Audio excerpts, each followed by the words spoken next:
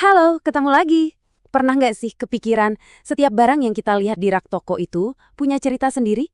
Sebuah perjalanan finansial dari gudang sampai ke tangan kita. Nah, hari ini kita bakal mengungkap cerita itu dari kacamata akuntansi persediaan. Kelihatannya simple ya pertanyaannya, tapi jawabannya ini, wah ngebuka sebuah dunia yang kompleks dan penting banget dalam bisnis. Dan inilah inti dari apa yang akan kita bedah bareng-bareng. Oke, kita mulai dari yang paling basic dulu ya. Sebelum kita hitung nilainya, kita perlu samain dulu persepsi kita nih. Apa sih sebenarnya yang dimaksud dengan persediaan dalam bahasa akuntansi? Nah, menurut aturan mainnya di Indonesia, yaitu PSAK, definisinya itu jelas banget. Jadi persediaan itu bukan cuma barang jadi yang siap pajang, tapi bisa juga bahan baku di pabrik atau bahkan produk yang masih setengah jadi. Intinya gini, selama barang itu dimiliki buat dijual atau buat bikin sesuatu yang bakal dijual, ya itu namanya persediaan. Nah, ceritanya dimulai pas barang itu nyampe di gudang.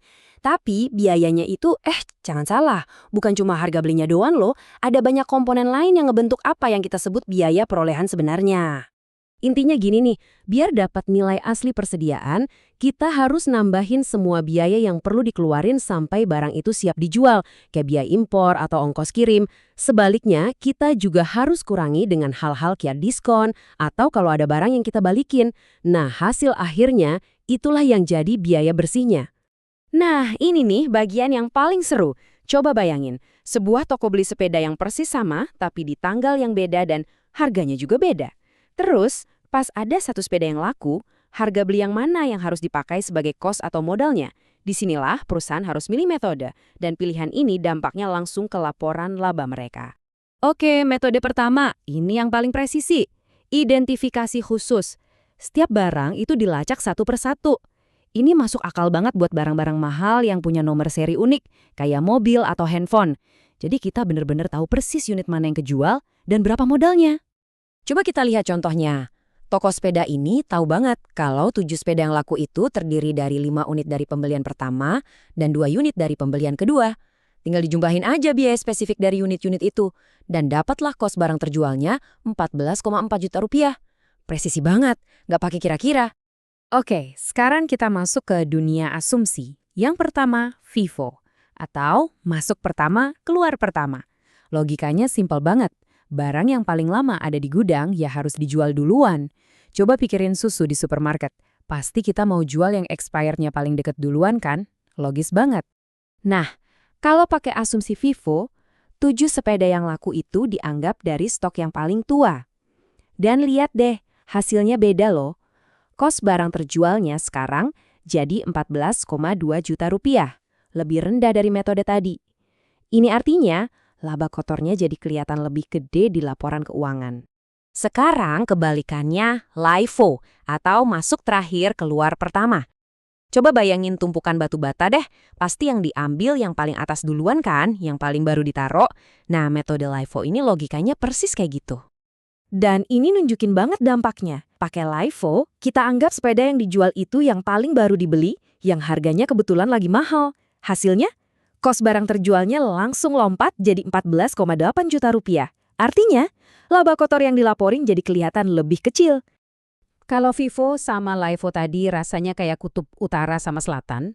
Nah, ada nih jalan tengahnya, metode rata-rata tertimbang. Metode ini nggak peduli barang mana yang keluar. Pokoknya semua biaya dicampur jadi satu, terus dibagi rata untuk dapat biaya rata-rata per unitnya. Dan bener aja, hasilnya pas di tengah-tengah antara FIFO dan LIFO. Biaya per unitnya jadi 2.080.000, jadi total cost-nya 14,56 juta. Ini cara aman buat ngalusin efek harga beli yang sering naik turun. Tapi, cerita persediaan itu nggak selamanya happy ending dengan penjualan loh. Kadang, ada produk yang cuma diam di rak, nilainya di pasaran malah turun. Terus, perusahaan harus gimana kalau udah kayak gitu? Nah, disinilah prinsip paling penting dalam akuntansi main, kehati-hatian. Aturan LCNRV ini intinya maksa perusahaan buat jujur sama diri sendiri. Kalau nilai pasar suatu produk udah anjlok di bawah harga belinya, perusahaan wajib catat di nilai yang lebih rendah itu. Biar apa?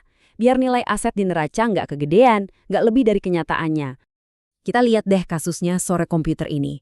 Mereka beli chip seharga 2 miliar. Ngarepnya sih harganya bakal naik. Ternyata malah anjlok. Nilai realisasi bersihnya sekarang cuma 1,2 miliar. Mau nggak mau, sesuai aturan LCNRV, mereka harus catat nilai persediaannya di angka yang lebih rendah ini. Terus selisihnya gimana? Yang 800 juta itu harus diakui sebagai kerugian. Angka ini tuh langsung nonjok laporan laba rugi mereka di periode itu.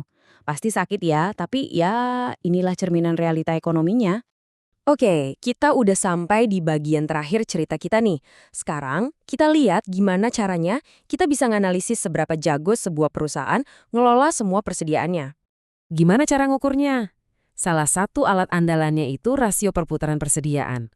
Angka ini ngasih tahu kita berapa kali dalam setahun perusahaan itu berhasil jual dan ganti semua stoknya.